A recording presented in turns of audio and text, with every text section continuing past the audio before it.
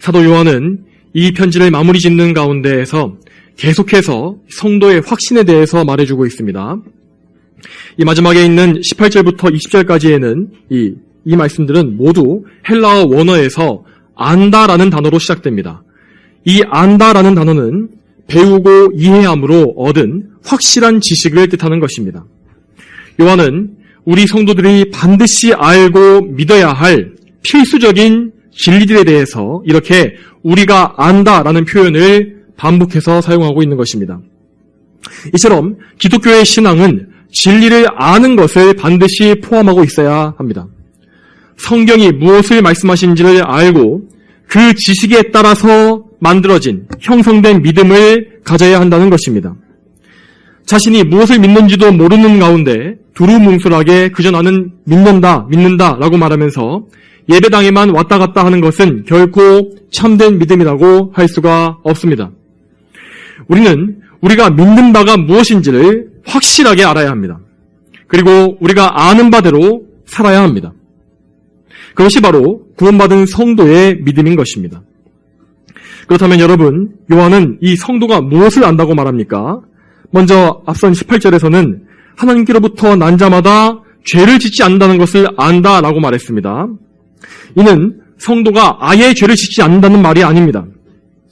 이 표현의 원어상의 의미는 어떤 계속되는 행위를 나타내는 것이기 때문에, 그러니까 성도가 계속해서 죄를 짓지 않는다라는 것을 의미하는 것입니다. 즉 성도는 반복되는 죄의 습관을 가지고서 계속해서 죄를 즐기는 상태가 될 수가 없다는 것입니다. 성도는 죄를 지었을 때에 하나님의 계명에 어긋나는 것들에 대해서 본능적으로 거부감을 가지게 되며 잠시 유혹에 빠져서 죄를 짓더라도 그것 때문에 자신에게 심각한 문제가 생겼다는 사실을 금세 깨닫게 됩니다. 그러므로 성도는 자신이 계속해서 죄를 지을 수가 없다는 사실을 너무나 명확히 알고 있다는 것입니다. 이것은 머리로 아는 것과 동시에 체험적으로도 알게 되는 것입니다. 혹시 여러분 중에서 이러한 영적인 지식, 영적인 감각이 없으신 분들께서는 자신의 영적인 상태에 대해서 정말로 심각하게 바라보고 하나님께 도움을 구해야 할 것입니다. 죄의 사악함과 더러움을 아직도 잘 모르겠고 그 죄를 하나님께서 미워하신다는 사실도 모르며 죄가 나와 하나님과의 관계를 완전히 갈라놓는 끔찍한 것이라는 사실을 아직 깨닫지 못한 사람은 결코 거듭난 성도일 수가 없다는 것을 반드시 기억하십시오. 거듭남이란 것은 한 사람의 영혼이 완전히 새롭게 태어나는 것입니다. 우리는 이 영적으로 새롭게 태어나는 것, 이 신생을 인지할 수는 없습니다. 그렇지만 거듭남 때문에 나타나는 결과는 다 확실하게 알 수가 있습니다. 왜냐하면 거듭남이라는 것은 우리 삶의 모든 것을 송두리째 다 바꿔놓기 때문입니다. 물론 나라는 사람의 이름이나 외모와 같은 외적인 정체성은 그대로일 것입니다. 하지만 우리의 외적인 정체성은 거듭남으로써 완벽하게 변화됩니다. 내 삶의 목적과 인생의 방향성과 내가 바라는 소망과 가치관, 이런 것 등 이 내적으로 가장 중요한 것들이 모두 다 바뀌게 됩니다. 이전에는 분명히 나 자신과 이 세상을 위해 살던 사람이 이제는 거듭남으로써 그가 믿는 예수 그리스도를 위해서 사는 인생으로 바뀌게 된다는 것입니다. 여러분, 왜 이런 변화가 생기는 것입니까? 그것은 하나님께서, 우리를 창조하신 하나님께서 우리를 친히 변화시켜 주셨기 때문입니다. 사람은 자기 스스로는 거듭남을 이룰 수가 없습니다. 예레미야 13장 23절에 에티오피아인이 자기 피부를, 표범이 자기 무늬를 바꿀 수 있겠느냐? 그렇게 할 수만 있다면 악에 익숙해진 너희도 선을 행할 수 있을 것이다 라고 하셨습니다. 이 말씀처럼 죄로 타락하고 부패한 채 태어난 모든 인생들은 결코 자신의 내적인 정체성을 바꿀 수가 없는 것입니다. 다시 태어나는 일은 오직 하나님께로만 말미암는 것입니다. 하나님께서는 그분께서 우리에게 보내주시는 보혜사 성령님을 통하여서 한 사람을 속에서부터 완전히 새롭게 하십니다. 하나님에 대해서 죽어버린 영혼을 살려주시고 그의 죽은 양심을 깨우시며 그리스도의 보혈로 그를 깨끗이 씻어주시고 의로 새 옷을 입혀주시는 것이 바로 성령님의 거룩한 사역입니다. 이렇게 완전한 변화를 입고 새로운 본성을 부여받은 사람만이 하나님의 은혜로 거듭난 성도라고 말할 수가 있는 것입니다. 여러분, 그리고 이 거듭남이란 것은 오직 사람의 내적인 변화로만 끝나는 것이 아닙니다. 물론 우리 눈에 보이진 않습니다. 하지만 우리의 외부적인 면에서도 우리는 완전히 새로운 사람이 된다는 것을 알아야 합니다. 성도는 거듭남으로써 그의 소속, 즉 그가 속한 곳이 완전히 뒤바뀌게 됩니다. 그 사실이 오늘 우리가 읽은 본문인 요한일서 5장 19절에 잘 나와 있습니다. 오늘 본문 말씀을 제가 다시 한번 읽어드리겠습니다. 우리는 하나님께 속해 있으나 온 세상은 악한 자의 지배 아래에 있다는 것을 안다. 이 짧은 한 문장은 이 세상에 사는 전 인류를, 이 70억의 전 인류를 정확히 두 부류로 나누고 있습니다. 여기에 이 두 부류에 어떤 애매한 중간지대라는 것은 없습니다. 흑과 백, 선과 악과 같이 너무나도 상반되는 두 가지 부류만이 존재한다는 것입니다. 하나님께 속한 자들, 그리고 악한 자의 지배 아래에 있는 자들, 이렇게 두 부류입니다. 온 인류는 그 어떤 사람이라 할지라도 빠짐없이 이 두 그룹 중에 하나에 반드시 속하게 되어 있습니다. 이것이 요한이 진술하는 것이고 또한 성경 전체가 일관되게 말하고 있는 사실입니다. 요한은 말하기를 이 세상이 악한 자의 지배 아래 처해 있다고 말했습니다. 여기에서 악한 자는 모든 악령들의 우두머리인 사탄을 말하는 것입니다. 세상에 속한다는 것은 곧 사탄의 지배 아래에 사는 것입니다. 그러므로 우리는 그리스도인답게 거룩하게 살기 위해서 이 세상이라는 마귀 아래에 있는 이 존재에 대해서 확실한 입장을 취할 수 있어야 할 것입니다. 만일 우리가 나는 그리스도인이다, 나는 예수님 믿는다 라고 말하면서도 이 세상에 속한 마귀 아래에 있는 사람들과 똑같이 행동한다면 결코 우리는 하나님께 속한 사람일 수가 없는 것입니다. 물론 궁극적으로 이 온 세상은 그것이 세상이든 어디든 간에 하나님의 통치 아래에 있는 영역입니다. 사탄과 악의 영역도 궁극적으로는 하나님의 작정과 섭리에서 결코 벗어날 수가 없습니다. 그렇지만 죄로 가득한 이 세상은 분명히 1차적으로 사탄의 권세가 다스리고 있는 영역입니다. 왜냐하면 하나님께서 그분의 뜻 안에서 사탄이 잠시 이 세상의 권세를 가질 수 있도록 허락하셨기 때문입니다. 물론 우리는 이렇게 하나님께서 악을 허용하시는 이 섭리를 다 이해할 수는 없습니다. 그렇지만 분명한 사실은 하나님께서는 이 악의 왕국, 사탄의 왕국까지도 그분의 선을 이루어내는 데에 사용하실 수 있다는 것입니다. 사탄과 그의 왕국 역시 결국에는 하나님의 선하신 뜻을 이루는 데에 완전히 복종할 수밖에 없다는 것을 우리는 알아야 합니다. 그리고 하나님께 속한 우리 성도들은 이 사탄에게 속한 이 세상과 분리되고 하나님의 나라에 속한 사람답게 스스로 거룩하게 구별할 의무가 다 주어져 있습니다. 우리는 이 사실을 알고 세상과는 분명하게 선을 그을 줄 알아야 합니다. 그것이 바로 우리를 택하고 불러주신 하나님의 뜻이기 때문입니다.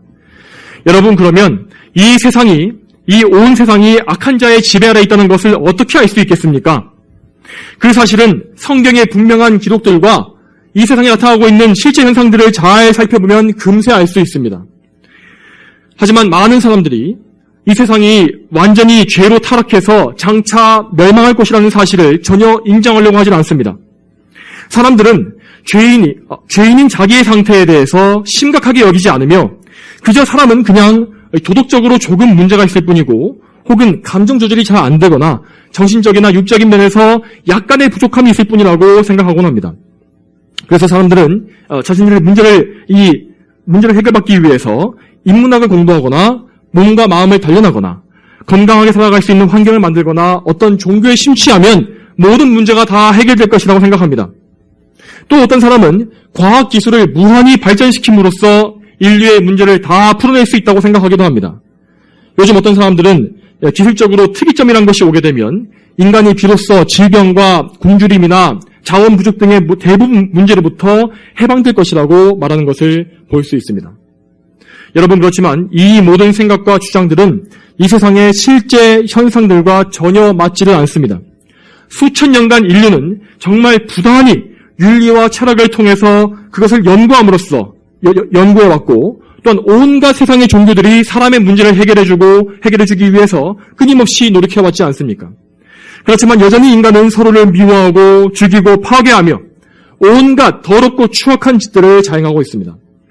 물론 많은 사람들은 자신이 범죄를 저지르거나 처벌받은 적이 없다고 말하면서 자신은 무죄라고 결백하다고 주장합니다.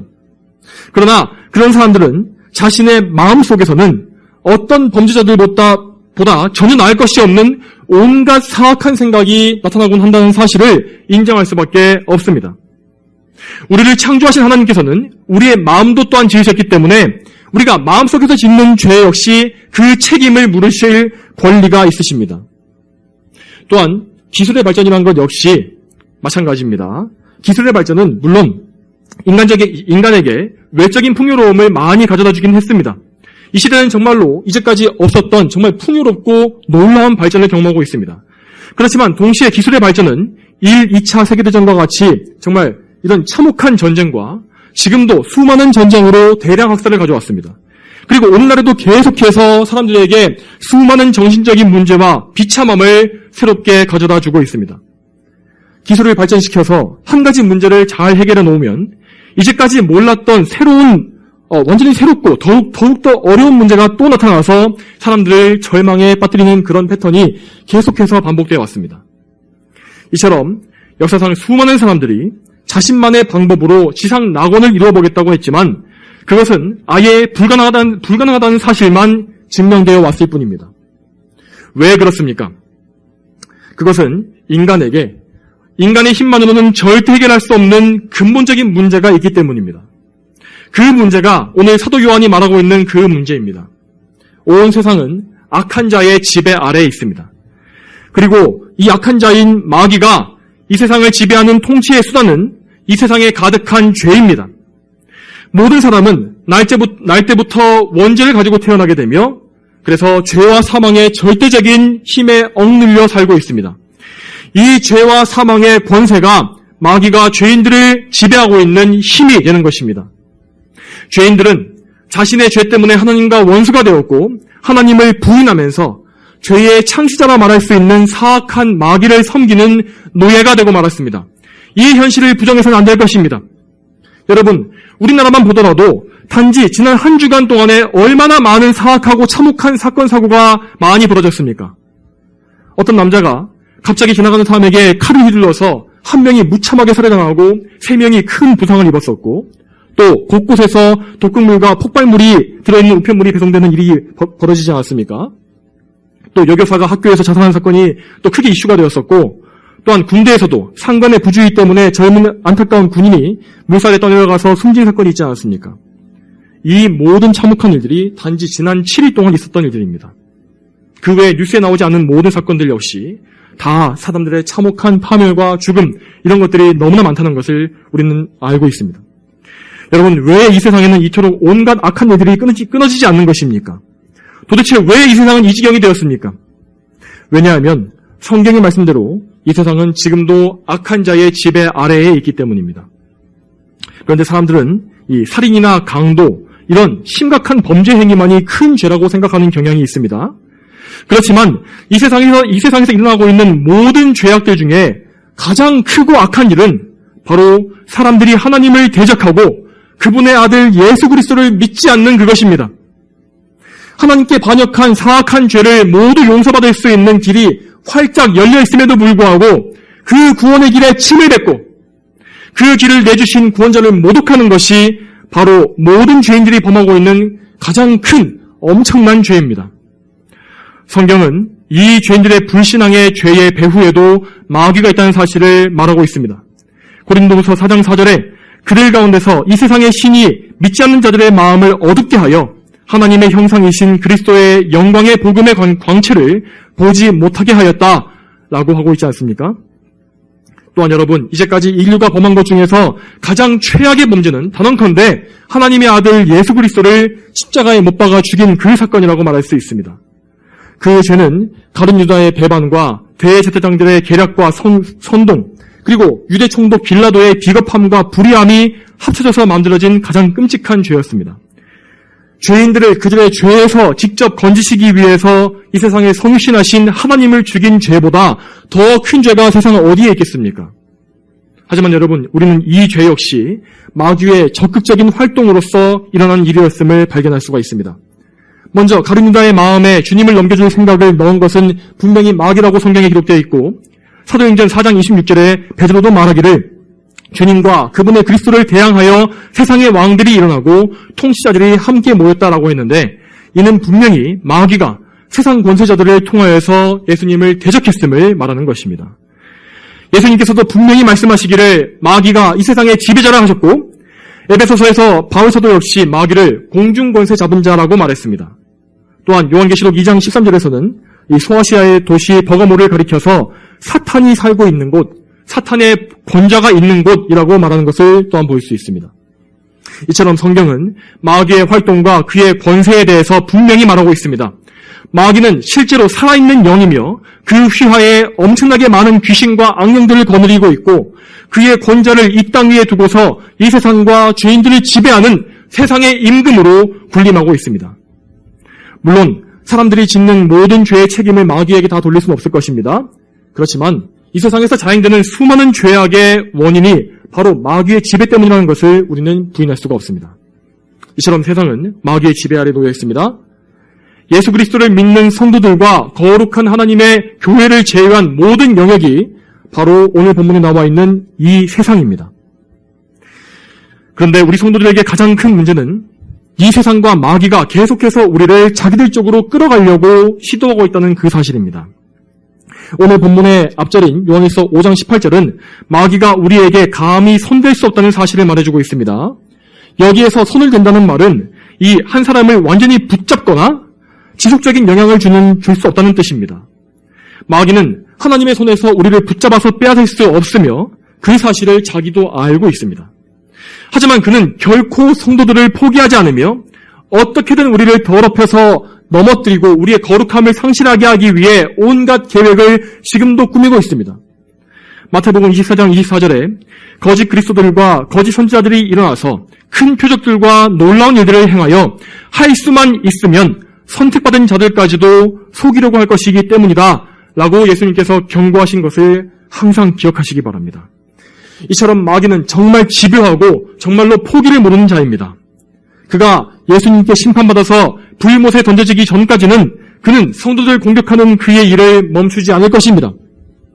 여러분, 그렇기 때문에 우리가 마귀에게 완전히 붙잡혀가지 않을 수 있는 유일한 이유는, 그 이유는 절대 우리가 잘나서가 아닙니다. 18절에는 말씀하시기를 하나님께로부터 나신 분이 우리를 지키기 때문에 악한 자가 우리에게 손대지 못한다고 분명히 말씀하셨습니다. 여기에서 하나님께로부터 나신 분은 곧 하나님께로부터 영원히 나오시는 성자 예수님을 말하는 것입니다. 오직 예수님의 보호하심만이 우리를 악한 자로부터 지켜주시며 죄로부터 건져주시는 것입니다. 성도들은 예수 그리스도께서 십자가에서 흘리신 보혈로 죄 씻음을 받아 정결하게 되었으며 그분께서 이루신 의를 통해 하나님 앞에 의롭다고 여겨졌습니다. 이처럼 하나님의 아들 예수 그리스도께서 이루신 공로를 통해서만 우리는 하나님께 받아들여지고 하나님께로부터 난 자가 되며 하나님께 속한 자가 되는 것입니다. 골로새서 1장 13절과 14절에 아버지께서는 우리를 어둠의 권세에서 구해내시어 자신의 사랑하는 아들의 나라로 옮기셨으며 우리는 그 아들 안에서 구속, 곧 죄 사함을 받았다라고 하셨습니다. 이처럼 그리스도인이 받은 구원은 그들이 속한 나라를 완전히 뒤바꾸어 놓습니다. 이 바뀌어진 국적의 효과는 우리가 이 세상에서 살아가는 동안에도 명확히 드러나게 되어 있습니다. 그렇지만 이것은 아직 완성된 것이 아닙니다. 우리는 이 세상이 지나간 후에 하나님께서 창조하신 새 하늘과 새 땅이 도래하는 것을 보게 될 것인데 그 새 하늘과 새 땅에 이르러서야 우리는 우리의 새로운 국적을 완전히 소유하게 되는 것입니다. 그 영원한 나라에서의 삶은 아직 우리 눈에 보이진 않습니다. 하지만 그것은 명백한 현실이고 또 영원한 것입니다.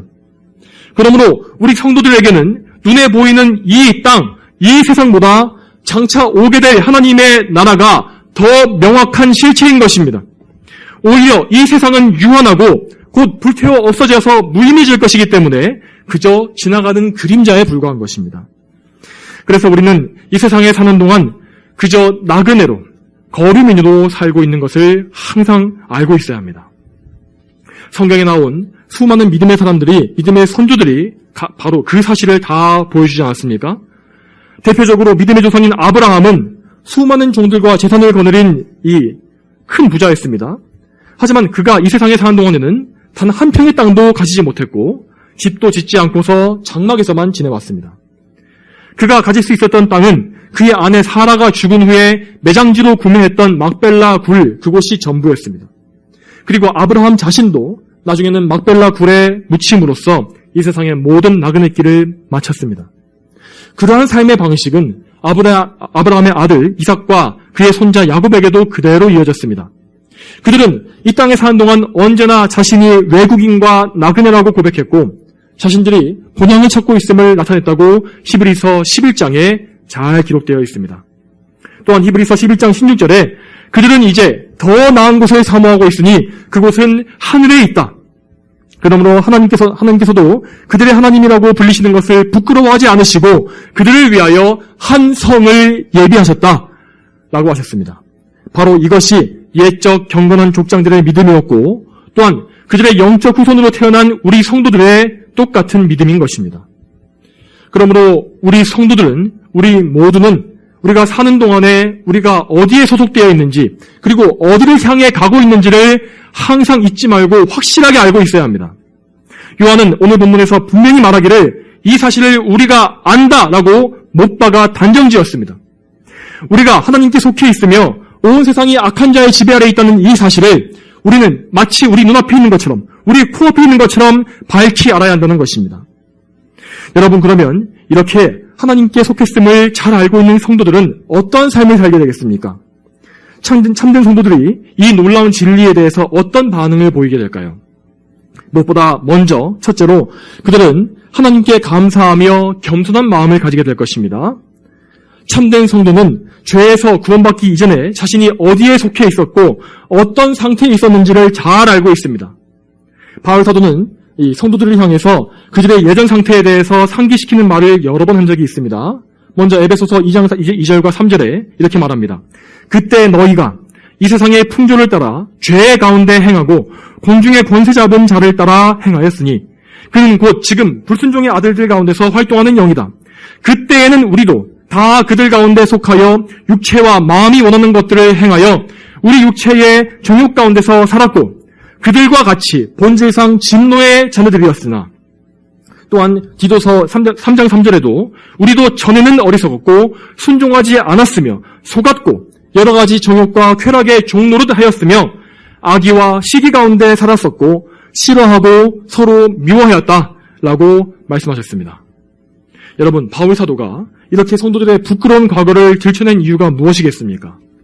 이것은 성도들에게 감사와 겸손의 마음을 가지게 하려는 것입니다. 지금 이 말씀을 전하고 있는 저나 또한 이 말씀을 들으시는 성도분들 모두 한때는 다 저렇게 마귀에게 속하여서 육체의 정욕에 종노릇하는 부패한 죄인일 뿐이지 않았습니까? 우리에게는 아무 소망도 없었고 우리가 장차 상속받을 것이라고는 우리의 소망이라고는 모두 하나님의 진노와 영원한 심판과 지옥의 형벌밖에는 없었습니다. 그것이 옛적의 우리 상태와 신분이었습니다. 그렇지만 긍휼이 풍성하신 하나님께서 우리를 사랑하신 그분의 크신 사랑으로 말미암아 허물로 죽은 우리를 그리스도와 함께 살리셨고 또 그리스도 예수님 안에서 일으키시어서 하늘에 함께 앉게 해주셨습니다. 이 놀라운 구원의 은혜는 우리를 완전히 다른 사람으로 만들어 놓았습니다. 우리를 사망에서 생명으로 옮겼고 지옥에서 천국으로 옮겨주었습니다. 성도 여러분, 우리는 이 놀라운 은혜를 평생에 되새기고 또한 이 은혜를 더 많이 알며 더 많이 음미해야 합니다. 특히 지금 현재 인생에서 큰 고통을 맛보고 계신 분은 이 말씀을 더욱더 잘 기억하십시오.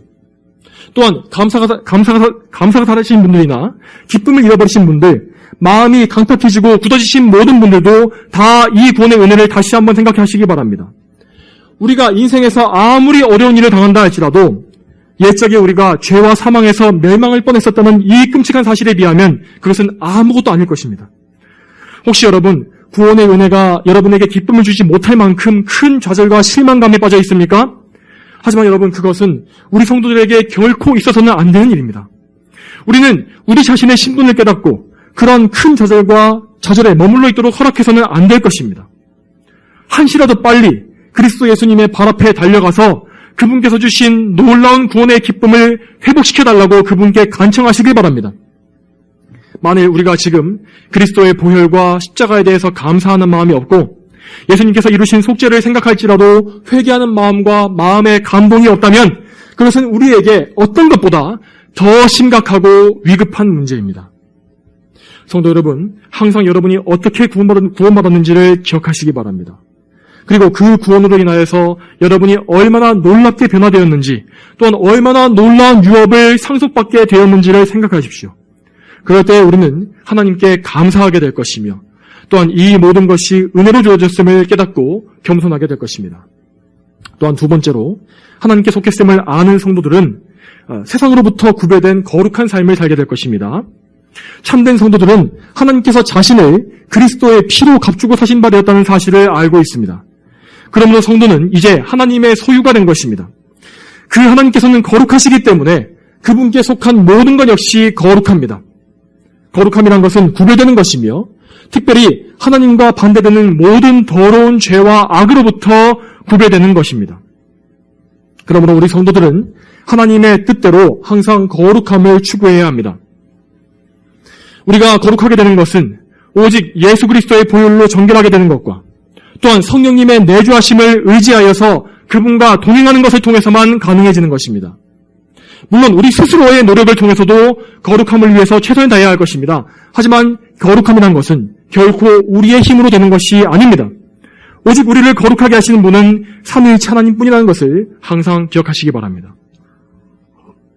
그리고 하나님께서 정하신 거룩함의 기준은 하나님께서 주신 10계명에 가장 잘 요약되어 있습니다. 그러므로 우리는 거룩하기 위하여서 항상 하나님의 계명을 잘 배워서 알고 그 계명의 해석과 적용인 모든 성경의 진리를 잘 알아야 합니다. 또한 우리는 이렇게 배운 대로 하나님을 사랑하는 마음을 가지고 이 계명을 기쁨으로 지킬 수 있어야 할 것입니다. 세 번째로 하나님께 속한 성도들의 또 다른 반응은 죄인들을 긍휼히 여기고 복음을 전파하는 것입니다. 여러분, 우리는 이 세상 사람들의 악함과 어리석음을 볼 때에 그들을 사랑하기보다는 불쌍히 여기기보다는 멸시하는 마음을 품게 되기가 쉽습니다. 가장 쉬운 예를 들자면 정치적인 면에서 우리는 쉽게 진영 논리에 빠지지 않습니까? 그래서 우리는 정치적 취향 때문에 나오는 분노를 거룩한 분노라고 생각하면서 마음대로 그 분노를 폭발시킬 때가 분명히 있습니다. 물론 하나님을 대적하는 사상과 그것을 추종하는 사람들에 대해서 거룩한 분노를 품는 것은 성도에게 당연한 일입니다. 하지만 우리는 화를 내더라도 죄를 짓지는 말아야 하는 것입니다. 이 세상의 죄악에 대해서 탄식하고 분노할 때에도 한때 요한과 야고보가 그랬던 것처럼 그들에게 불이 내려서 태워버리기를 원하는 그런 마음을 품어서는 안 된다는 것입니다. 거룩한 성도들은 물론 하나님의 공의가 하루빨리 이 세상에 이루어져서 이 세상의 모든 악한 일이 심판받기를 간절히 소망할 것입니다. 그러나 동시에 우리는 우리를 박해하는 원수들까지도 사랑하며 그들이 회개하게 해주시기를 간구하는 마음을 품어야 하는 것입니다. 여러분, 그런 마음을 품기 위해서는 우리는 우리의 과거 상태가 저 죄인들과 똑같았음을 다시 한번 생각하고 또한 내가 이제까지 받은 은혜에 비해서 지금 나의 모습이 얼마나 부족한지를 잘 생각해 보아야 합니다. 참된 성도는 정말 바울과 같이 자기 자신을 죄인 중에 우두머리, 죄인 중에 괴수로 여기게 됩니다. 왜냐하면 내가 받은 모든 은혜를 세상 속에 저 한 사람의 죄인이 똑같이 받았다면 분명히 그 사람은 나보다 더 나은 그리스도인이 되었을 것이라고 생각할 수밖에 없기 때문입니다. 여러분, 예수 그리스도의 십자가를 모르기 때문에 저 죄인들이 얼마나 비참한 삶을 살고 있습니까? 얼마나 큰 고통 속에서 신음하고 있습니까? 여러분, 또한 자기 죄를 모르는 저 어리석은 사람들이 장차 받게 될 고통과 형벌이 얼마나 큽니까? 이 사실을 생각해보고 저들을 향해서 긍휼의 마음을 품어야 한다는 것입니다. 이러한 긍휼의 마음을 품게 되면 우리는 복음 전파에 큰 동기를 얻게 될 것입니다. 먼저 성도로서 하나님께서 영광받으시기를 바라는 이 마음이 불타오르고 또한 그 안에서 죄인들을 긍휼히 여기는 마음이 더해진다면 우리는 분명히 복음 전파의 열망을 마음속에 품게 될 것입니다. 여러분, 이제 오늘 본문을 통해서 우리가 회개해야 할 것이 무엇인지를 한 가지만 더 생각해 보겠습니다. 하나님께서는 우리가 하나님께 속한 자이고 저 마귀와 세상에게서 구별된 자들이라고 말씀하셨습니다. 여러분, 그런데 우리 삶을 돌아보게 되면 우리는 살아갈 때에 이 생활 속에서 이 세상에만 우리의 마음을 쏟고 있을 때가 얼마나 많습니까? 물론 성경은 우리가 이 세상에서 주어진 우리의 모든 소명에 최선을 다할 것을 요구하십니다. 그렇지만 그 명령은 하나님의 영광을 드러내기 위해서 최선을 다하라는 것이지 이 세상의 것을 소유하고 이 세상의 것을 좇기 위해서 최선을 다하라는 뜻이 아닙니다. 항상 우리가 열심을 내는 목적과 방향성이 분명해야 하는 것입니다. 우리의 열심은 항상 하나님을 향해야 할 것이고 우리의 목적은 하나님의 기쁨과 영광에만 있어야 한다는 것입니다. 또한 여러분, 우리가 가진 보물창고는 이 세상에 속한 것이 아닙니다. 우리의 참된 보화는 저 천국의 창고에 쌓여가고 있습니다. 우리가 만약 어리석게도 이 세상의 창고에 우리의 보화를 쌓으려고 노력한다면 그것들은 모두 좀먹고 녹슬며 나중에는 도둑맞아서 결국에는 다 없어져 버리고 말 것입니다. 우리 예수님께서는 아버지의 집에 우리가 거할 곳이 많다고 말씀하셨으며 또한 우리의 처소를 다 예비하신 후에는 우리를 데리러 이 땅에 오실 것이라고 약속해 주셨습니다. 여러분, 여러분의 삶에서 여러분의 지금 마음이 어디에 가 있습니까? 혹시 여러분의 시선과 관심이 이 땅에서의 삶에만 고정되어 있지는 않습니까? 여러분, 우리는 너무나 연약해서 이 세상의 소망을 두어서는 안 된다는 사실을 알기는 알지만 그 말씀대로 순종하는 일에 정말 많은 어려움을 느낍니다. 여러분, 그러므로 우리는 항상 우리 주 예수 그리스도를 바라보아야만 합니다. 예수님은 우리의 구원자이실 뿐만 아니라 참으로 우리를 위한 완벽한 이 인생의 모범이 되신 분이십니다. 예수님은 이 땅에 계시는 동안에 머리 둘 곳조차 없이 바쁜 삶을 사셨으며 이 세상에 조금도 소망을 두지 않으셨습니다. 예수님은 참으로 33년간의 전 생애를 오직 아버지 하나님의 영광만을 위해 사셨고 자신의 삶을 모두 불태워서 하나님의 일에 다 바치셨습니다. 우리 예수님께서 그렇게 하신 것은 자기 혼자만 하늘에서 영광을 받으시려는 것이 아니었습니다. 예수님은 하나님의 선택을 입은 우리들을 생각하셨으며 또한 우리를 구원하고 우리를 그분의 유업으로 얻게 되실 것을 기쁨으로 바라보셨습니다.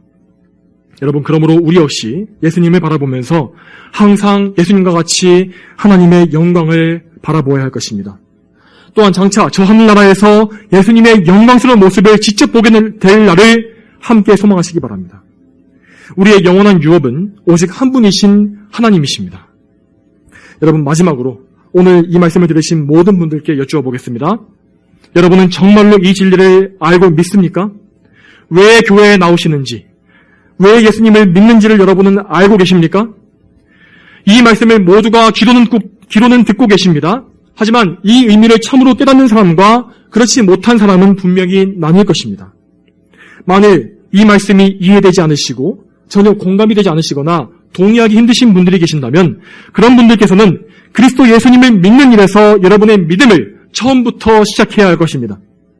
왜냐하면 여러분은 아직 하나님께 속해 있지 않은 것이고 저 천국을 향한 나그네 길을 시작하지 않으신 것이기 때문입니다. 그러한 분들께서는 먼저 자기 죄를 깨닫고 그 죄를 가지고 자신의 있는 모습 그대로 십자가 앞에 나아가 엎드리시기 바랍니다.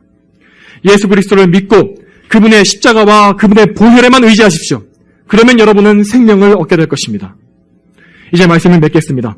사랑하는 성도 여러분, 우리는 모두 하나님께 속한 자들이 되어야 하고 그 사실을 확실히 알고 믿어야 합니다. 그리고 우리 자신을 지켜서 세상과 마귀의 악한 일에서 멀리 떠나야 합니다. 여러분을 하나님께로 이끄시는 유일한 중보자 예수님께 항상 의지하십시오. 하나님께만 여러분의 마음을 들이시고 천국에 여러분의 보화를 쌓으시기 바랍니다. 저와 여러분 모두가 이렇게 하나님의 백성으로 살다가 저 천국에서도 한 명도 빠짐없이 다 만나서 영원히 그곳에서 함께 살게 되기를 간절히 소망합니다. 다 함께 기도하겠습니다. 거룩하신 아버지 하나님, 오늘도 요한일서의 이 거룩한 말씀을 통하여서 우리가 하나님께 속해 있으며 이 세상이 악한 자의 지배 아래 있음으로 인하여 이렇게 많은 악과 더러운 것들이 가득하다는 사실을 알게 하시니 참으로 감사합니다. 하나님 아버지, 요한이 말한 대로 우리 모두가 이 진리를 알게 하여 주시옵소서.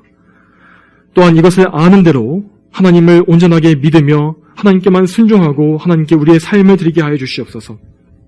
이 회중에 속한 사람들 가운데 그 어느 누구라도 정말 이 세상에 속한 자와 같이 되지 말게 하시고 참으로 거룩한 삶으로, 참으로 거듭난 심령으로 하나님을 기쁘시게 하며 하나님만 섬기는 그런 삶을 살 수 있도록 모두를 인도하여 주시옵소서. 감사드리며 예수님의 이름으로 기도 올립니다. 아멘.